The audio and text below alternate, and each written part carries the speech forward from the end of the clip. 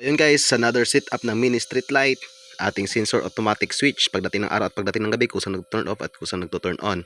At ating mini bulb para sa ating street light, hindi ganun maliwanag. At wire, sakto na po yan. So start na po kaagad tayo.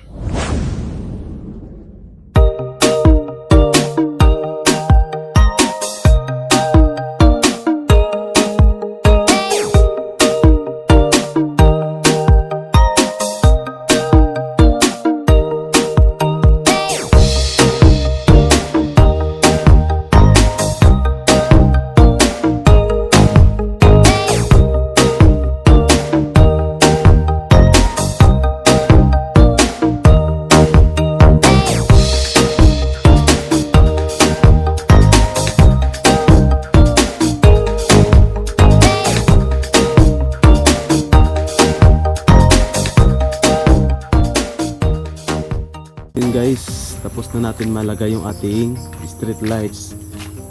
So yun, ngayon hinihintay na lang natin dumilim para pa-detect ng dilim yung kanyang sensor light. So nakaka-detect pa siya ng liwanag, kaya hindi pa turn on yung lights.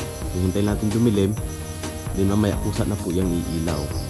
So yun, update na tayo mamaya.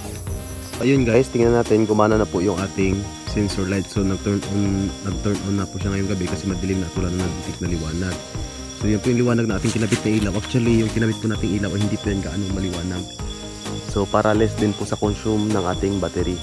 Yan po ay yung nakita po nating malilit lang po na ilaw.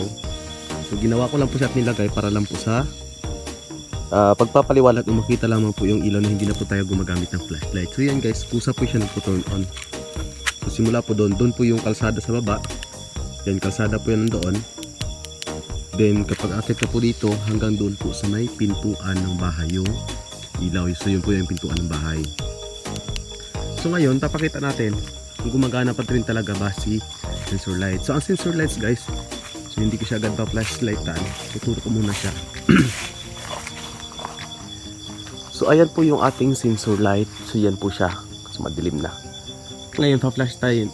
Gagamitan po natin siya ng flashlight para makadetect po siya ng ilaw at makikita po natin magto-turn off po yung ating mini street light na kinabit sa ating daanan. So yun, hindi na po tayo magkakot ng video.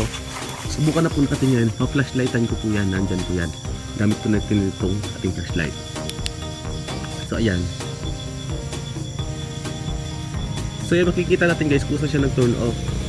So hindi yan mag-on hanggat hindi ko tatanggalin yung flashlight na kasi nakaka-detect siya ng liwanag. So kapag araw po, kung saan po magto-turn off yung ating mini street light. At kapag tinanggal ko po yan, automatic syempre magda-dark po yan. Automatic, ang bilis niya pong mag-response at mag-on po. Segundo lang po, halos 1 to 2 seconds.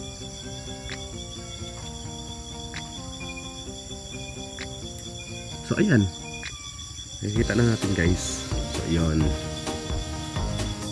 So yun lamang po guys, sa mga gusto pong magbili, lalagay ko po yung link dyan sa ating pong description box.